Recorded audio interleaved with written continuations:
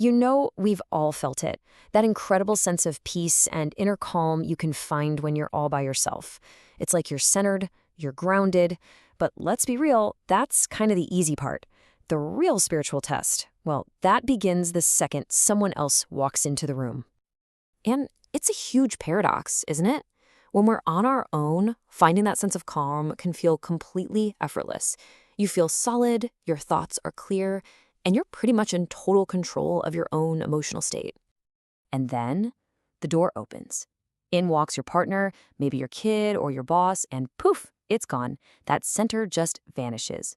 Suddenly we're reacting, we're getting defensive, we're getting triggered. So let's actually dig into why our relationships are the ultimate spiritual test, and maybe, just maybe, how we can finally start to pass.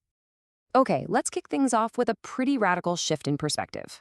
What if every single relationship in your life wasn't just, a social thing, but was actually the most advanced form of yoga you could ever possibly practice? A lot of spiritual teachers call this the Hall of Mirrors, and the idea is that every single person you meet is basically just reflecting a part of you back at yourself. So if you look at them and you see beauty and generosity and kindness, guess what? That's your own beauty being mirrored back. But if you see ugliness or irritation or judgment, well, that's a direct reflection of your own unhealed wounds. So the huge shift here is this. We have to stop getting angry at the mirror. Stop trying to fix the other person or push them away. Instead, we have to choose to look at the reflection, to actually use it as a guide to see exactly what needs to be healed inside of ourselves. This whole idea of seeing ourselves in other people leads us right to this really powerful concept from the philosopher Martin Buber. And it's a tool that can totally transform how we see every single person we interact with. So Buber said there are basically two ways we can relate to people.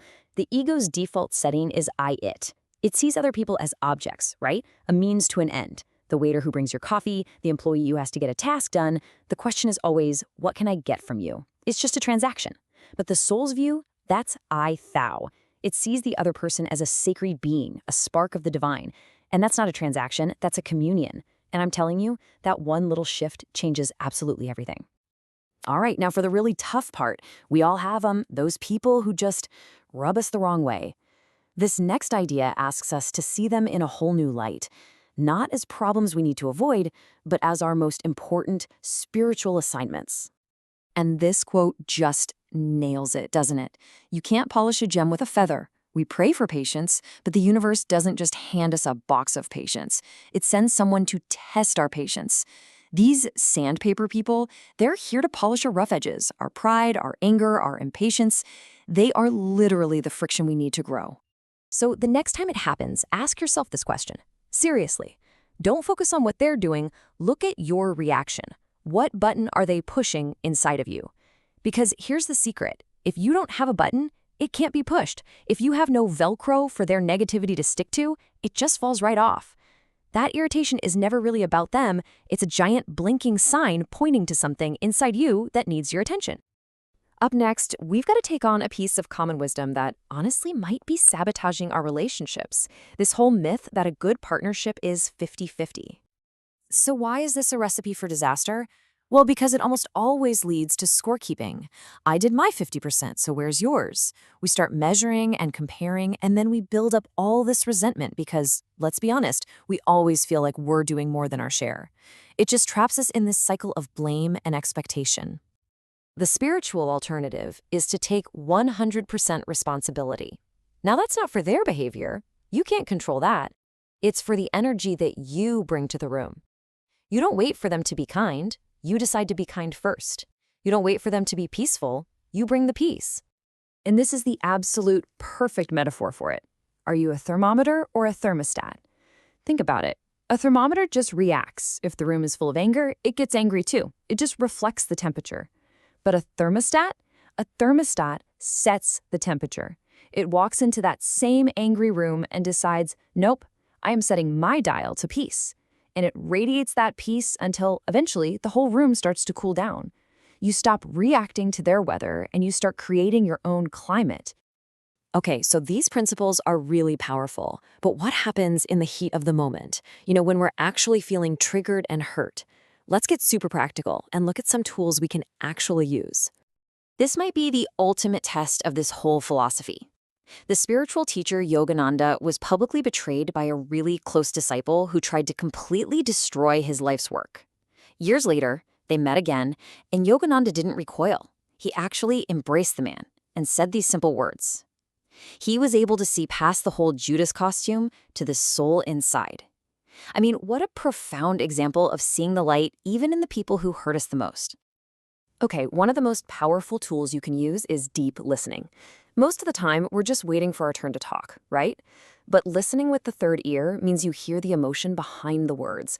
So when your spouse says, "You never take out the trash," the ego hears an attack, but the third ear hears a cry for help. I feel overwhelmed and unsupported.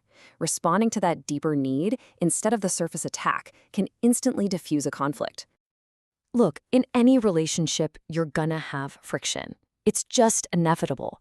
But if we don't clean up those little wounds, they fester and turn into resentment.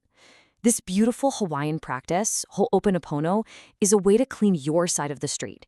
You just hold the person in your mind and you repeat these 4 phrases, taking 100% responsibility for your part in the energy until you feel that knot in your heart start to loosen. There is one action that is absolute kryptonite for the ego, especially when it's spoiling for a fight, and that's service. The ego literally cannot survive in an atmosphere of genuine service. So if you're angry with someone, perform a small act of kindness for them. I mean, something as simple as making them a cup of tea. Your ego is going to scream that they don't deserve it. Do it anyway. In that one single act, you shift from being a victim to being a giver, and you immediately take your power back. So how do we pull all these threads together? Because this isn't just a collection of cool techniques. It's a fundamental shift in how we live and relate to every single person we meet every single day. So many of us know this word as a simple greeting, right? Something you say at the end of yoga class. But its true meaning is this profound life philosophy. It's an acknowledgement of the divine spark that exists within every single person, no matter what their outer behavior looks like. And this is the daily practice. This is the real work.